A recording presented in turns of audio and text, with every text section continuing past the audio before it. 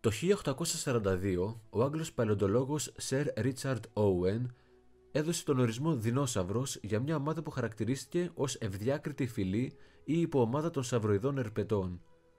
Ο όρος προέρχεται από τις ελληνικές λέξεις δεινός και σαύρα, δηλαδή οι φοβερές σαύρες. Οι δεινόσαυροι ήταν σπονδυλωτά ζώα που κυριάρχησαν στο γήινο οικοσύστημα για περίπου 165 εκατομμύρια χρόνια. Πρωτοεμφανίστηκαν πριν περίπου 230 εκατομμύρια χρόνια και εξαφανίστηκαν πριν από περίπου 66 εκατομμύρια χρόνια.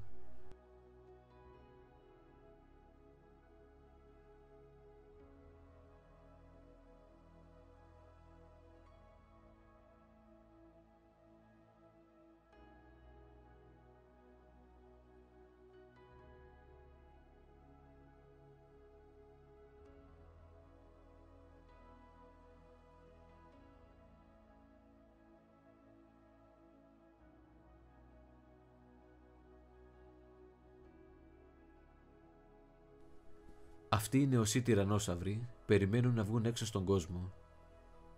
Αν καταφέρουν να φτάσουν σε όριμη ηλικία, δεν θα έχουν να φοβηθούν τίποτα. Οι πιθανότητες όμως να το καταφέρουν είναι μικρές, καθώς παντού καραδοκούν πεινασμένοι εχθροί και η μητέρα τους δεν θα μπορεί πάντα να βρίσκεται δίπλα τους. Σε λίγα λεπτά όμως θα εμφανιστεί ένας κίνδυνος από τον οποίο δεν θα μπορεί να τα προστατεύσει κανένας. Αυτός ο τεράστιος βράχος πλάτους 12 χιλιόμετρων έχει ξεκινήσει ένα τεράστιο ταξίδι και κατευθύνεται προς τη γη. Η σελήνη είναι στην πορεία του, αλλά θα την προσπεράσει.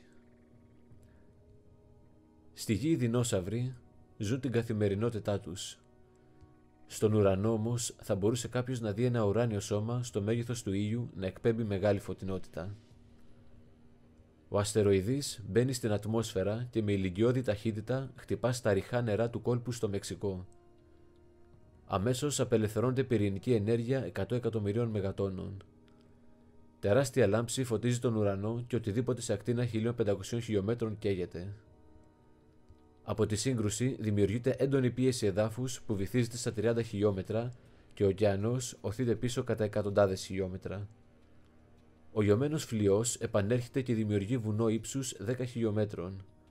Από αυτή τη σύγκρουση πετάχτηκαν διαλυμένα κομμάτια πέτρας και κρυστάλλων που εκτινάσσονται στον αέρα με ταχύτητα 160.000 χιλιόμετρων ανά ώρα. Βράχοι σε μέγεθος ουρανοξυστών εκτινάσσονται με υπερηχητικές ταχύτητες. Μεγάλος σεισμός 11 Ρίχτερ ταρακουνάει όλη τη γη. Ένα τεράστιο οστικό κύμα έκρηξης ακτινοβολεί και με ταχύτητα 1.000 χιλιόμετρων ανά ώρα διαλύει οτιδήποτε βρίσκεται στο δρόμο του. Το βουνό που σχηματίστηκε καταραίει και τεράστια τσουνάμι στις γύρω περιοχές του σημείου σύγκρουσης πνίγουν ό,τι βρίσκεται εκεί γύρω. Τεράστιες ποσότητες τραυσμάτων που είχαν πεταχτεί από την πρόσκρουση τώρα επιστρέφουν στη γη. Μπαίνοντας στην επιφάνεια με μεγάλη ταχύτητα, αυξάνουν υπερβολικά τη θερμοκρασία για λίγα λεπτά. Φωτιές ξεσπάνε παντού. Τα μεγάλα είδη δεν θα μπορέσουν να προστατευτούν, ενώ τα μικρότερα βρίσκουν καταφύγιο σε μικρές φωλιές. Για αρκετές μέρες ο πλανήτης είναι μια πύρινη κόλαση. Καθώς περνάνε οι μέρες, ένα γιγάντιο σύννεφο σκόνης και άμμου καλύπτει όλο τον πλανήτη που βυθίζεται στο σκοτάδι και η θερμοκρασία πέφτει κατακόρυφα. Από την πρόσκρουση ανεβαίνει στην επιφάνεια θείο, ένα από τα πιο τοξικά αέρια της φύσης. Ελευθερωμένο από το υπέδαφος, παραλύει τους πνεύμονες και προκαλεί θάνατο από ασφυξία. Τα φυτοφάγα έχουν πολύ περιορισμένες πηγές τροφής για να καλύψουν τις ανάγκες τους και κινδυνεύουν όσο ποτέ από τα σαρκοφάγα που ζητάνε απεγνωσμένα και αδύναμα πλέον κρέας να τραφούν. Τα περισσότερα είδη πλέον έχουν οδηγηθεί σε αφανισμό. Η μόνη βλάστηση που ευδοκιμεί είναι οι μύκητες που ζουν από σάπια υπολείμματα. Μετά από 40 ημέρες, ελάχιστοι δεινόσαυροι περιφέρονται στη γη. Αυτός ο μικρός τυραννόσαυρος δεν θα επιβιώσει για πολύ.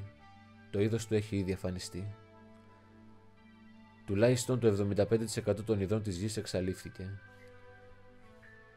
Θα περάσουν μερικά χρόνια μέχρι που θα αρχίσει και πάλι να ανθίζει ζωή. Η φτέρη, ανθεκτική στο σκοτάδι, θα οδηγήσει στην εξάπλωση των φυτών στον πλανήτη. Τα θηλαστικά πλέον δεν βρίσκονται στη σκιά των δεινοσαύρων. Είναι η δική τους σειρά να εξελιχθούν και να κυριαρχήσουν στον πλανήτη. Θα περάσουν πολλά εκατομμύρια χρόνια μέχρι που θα εμφανιστεί ένα θηλαστικό που θα περιμένει τη σειρά του να γίνει ο κυρίαρχος του πλανήτη.